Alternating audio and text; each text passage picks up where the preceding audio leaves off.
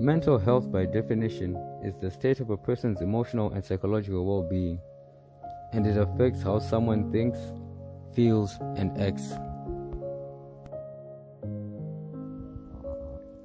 The state of an individual's mental health will greatly affect how they cope with life stresses and challenges, their ability to learn, work, and contribute to their community.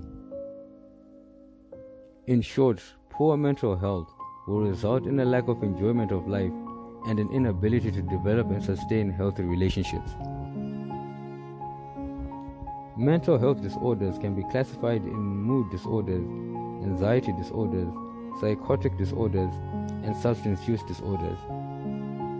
Classification is based on common symptoms or descriptive likeness. I shall begin by describing what stigma is. Stigma is a set of negative and unfair beliefs and misconceptions and around the issue of mental health, there are plenty which need to be addressed.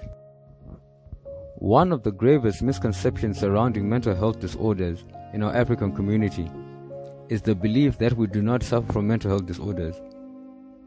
Such conditions are viewed as being a luxury for those in first world countries. But this could not be further from the truth, as mental health disorders do not discriminate on any grounds. Other misconceptions about mental health disorders are that sufferers are attention seekers, weak, selfish, and all-round unpleasant individuals.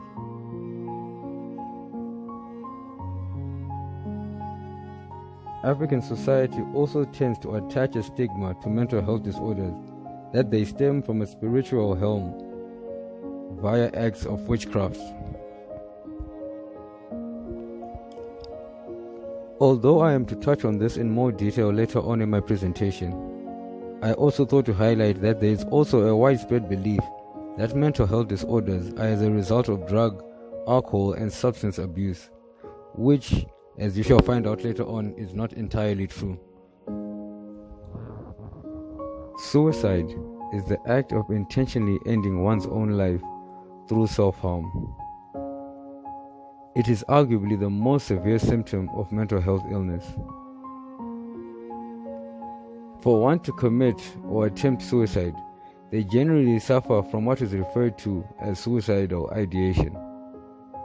This is when a person contemplates or actually plans to end their own life. Both suicide and suicidal ideation stem from mental health conditions such as anxiety, depression, and bipolar disorder. Apart from resulting from mental health disorders, suicide and SI may result from abuse, neglect, extreme trauma, and substance misuse and abuse. I know some may ask how to see if a loved one is suicidal.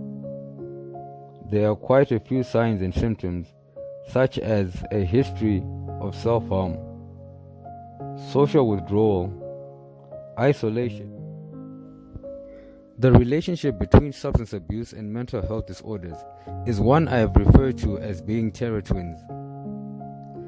Although one may exist in the absence of the other, once an individual suffers from either, the risk of suffering from the other is magnified tenfold. Sufferers of mental health disorders tend to succumb to substance abuse and addiction as a result of self-medication on alcohol and other substances.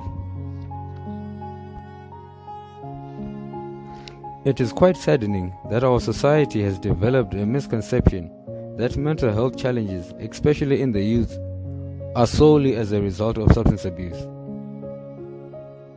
This, although true in some cases, it is not always the case, as at times mental health disorders can precede substance abuse. Inversely, substance abuse may result in mental health disorders. For uncontrolled use and misuse of alcohol and other substances may trigger changes in a person's brain and leaves them suffering from different mental health disorders.